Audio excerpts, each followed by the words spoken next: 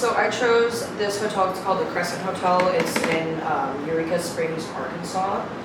So it started out as like a short road trip from here. Arkansas. I don't think I've ever. It's weird at night. Like it's a lot of like windy ass roads, and you're not sure if your car is gonna stay on them because it's black as fuck. You can see. Oh, there's no more fucking. There's no more. Well, it's all tree canopy, so like you're not even getting moonlight. Dude, it's an adventure. Yeah. Oh, complete side tangent. I was totally watching this thing. They're talking about the socialism of Bentonville, Arkansas, which is the home of Walmart. Oh, and how much like Walmart's like paying for the city, and they're actually making I got shit. Yeah. Well, it's also like kind of almost. Sorry, we're going on a side tangent. It's kind of like those old mining towns. Yeah. Where they don't pay you in real money, they pay you in mining bucks. Right. So you have to shop at the store that the mine owns, and you live in a house that the mine owns, and you pay your mortgage to a bank that the mine owns. Like Walmart, like owns like a whole town. I mean, Walmart's fucking huge now. So. Say huge again. Talking about Arkansas. Motherfuckers. Whoa. Let's not talk about it here. Anyways, so it started off as like, I don't know who was it that bought it? Isaac Taylor. He bought it as like a event thing for like rich and famous people where they would like come and it was like a resort. Like a ballroom? Fuck. Yeah. Basically, but yeah. So like. It became like too hard to maintain, so it shut down, and then somebody reopened it as like a college for girls. It was rumored that this story gets better and better. I mean, so much. So they only lasted, I think, for like 4 years or some shit like that, and then they reopened as a college again. It's a different college, but it was for like everybody, I guess. And then so in like the 30s, because I think it opened in the 1800s, so like fast forward to the 30s, this dude named Norman Baker, he was like an inventor of some fucking instrument. He was a millionaire. He was like a radio show like host or something. I don't know, but he ended up buying the hotel over and turned it into like a hospital. He was telling people that he was going to cure them of cancer, and then was lying, like pumping them full of like fake drugs and shit, and then he would like to make them sign off to like that they were good to leave and they would go home and die, because he was like saying that he had the cure, and half the time I think he was just giving them fucking spring water, like from the lake. I don't know. Like it was like the shutting people with lake water, dude. Yeah, but I don't think they could ever like charge him for it, because these people were like willingly coming here and signing themselves away. So he ended up getting caught up. In the 1930s. Yeah, but he ended up getting caught up for like fucking mail fraud and finally went to jail. But he only served like 4 years. Yeah, I don't know what he did after that, because I just stopped fucking. Yeah. Well, hopefully he died. He probably did. I mean, from lake water poisoning. Let me check my calendar. Yeah, I think he died. But he's apparently the most seen spirit. I think he wears. So the guy who owned it is the most seen spirit? Norman Baker. Yeah, that's his name. I don't know if I said that already. Yeah, he's seen in like a white linen suit and like a purple shirt, and people say that they can smell like herbs when he's like around, or when there's like hauntings going on. They hear like hospital equipment, because he had like a morgue and shit downstairs in the basement, and so there's apparently like bodies that were recovered, I think, later on. And then somebody was actually doing like an excavation, I think, on or around the property in like 2019, and found a bunch of like old medicine bottles that he used to use for like his cures or whatever. But then fast forward, more people like bought it over after that, and I think one owner is still alive. I think it was like 3 dudes that bought it. The 4th floor burned down, so they had to like sell it and renovate it to somebody else because it was too expensive to fix. And so like a husband and wife bought it. I think one of them died, but yeah, he's still the same owner. I think so. There was like a couple people that fell off the roof and died.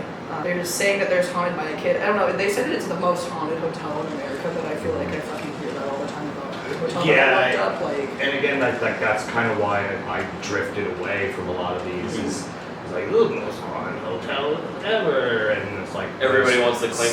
How do you prove it? 17 different ghosts, and there's always something. And it is weird how many times something got turned into one thing and then became a medical research facility during the fuck you Victorian era of like we also still use leeches, and it's like that fucking archaic time, and then no fucking wonder it's haunted.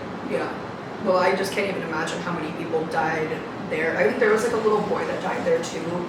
He was being treated for something, and he ended up dying, I think, on the property. But a lot of people, they died when they left, when they like went back to their homes, like thinking they were cured, and then they would come home and just fucking die. Yeah, slow acting poison. I mean, like, dude, like the world of medical is some of the most fascinating shit ever.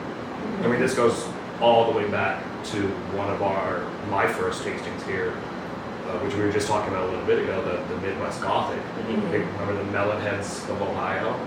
That's the exact same thing. They just opened a fucking facility. It was like, we're gonna cure this thing.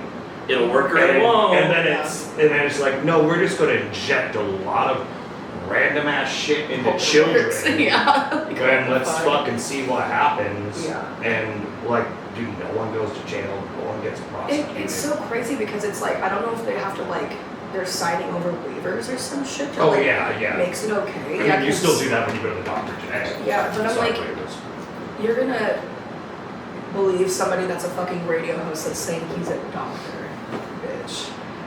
Someone asked out. There's this guy named Alex Jones. You should look him up. Yeah. You know who that is? InfoWars? Make the freaking frogs gay. Yeah, the frogs gay. What? They're putting chemicals in the water, making the frogs gay. I think I'm too young for this joke. No. He's like he's in the news recently because the Onion. Yep. The Onion who bought out this fucking crazy conspiracy theory fucking website, but he made all of his money by selling medical supplements and weight loss shit. I not heard Like, so medical quackery is still alive. Well, today. Fucking 4 seconds ago. Yeah. Someone somewhere online bought some bullshit. And today you can buy NS supplements. Yeah. I'm just gonna put matcha in a thing. At least that way I know I'm not gonna kill you. Yeah. It's not gonna do anything. Nothing at all. Except cure every ailment that you can look up on Wikipedia. It does that. But it doesn't do anything. It does nothing. It cures everything. Anyways, yeah, that's my story. $29.99. Well, that's going in the story. No context, just the price. $29.99. Gay frogs. Gay frogs. Yeah, no, it Remind me to look that up when we're done. yeah. Oh no. I hate saying it because I've watched some of his content, never directly from him because I don't want him to make any ad revenue off me, but I've watched videos via like other people covering him. As someone who has some level of education, it's fascinating to me to watch this guy talk. It's supremely entertaining because he's a fucking psychopath. But then the whole time you're watching, it's like, people believe this. People, I feel like, can convince themselves and like just, it's so fucking insane to me. You know, and again, to sort of go back to like, when you're talking about Victorian era quackery, this is, by the way, half of our job as bartenders are us passing off things that were once considered medicine. Literally. Actually. And now it's like, this is flavor. Angostura bitters is flavor. But at one point in time, all of these things, tonics and fucking brandy, you know, all these things were one time medicinal. So, like, we can't talk too much shit about it. Yeah, that's a good point, man. Yeah, we're passing on things that were once medicine in this sort of world of quackery.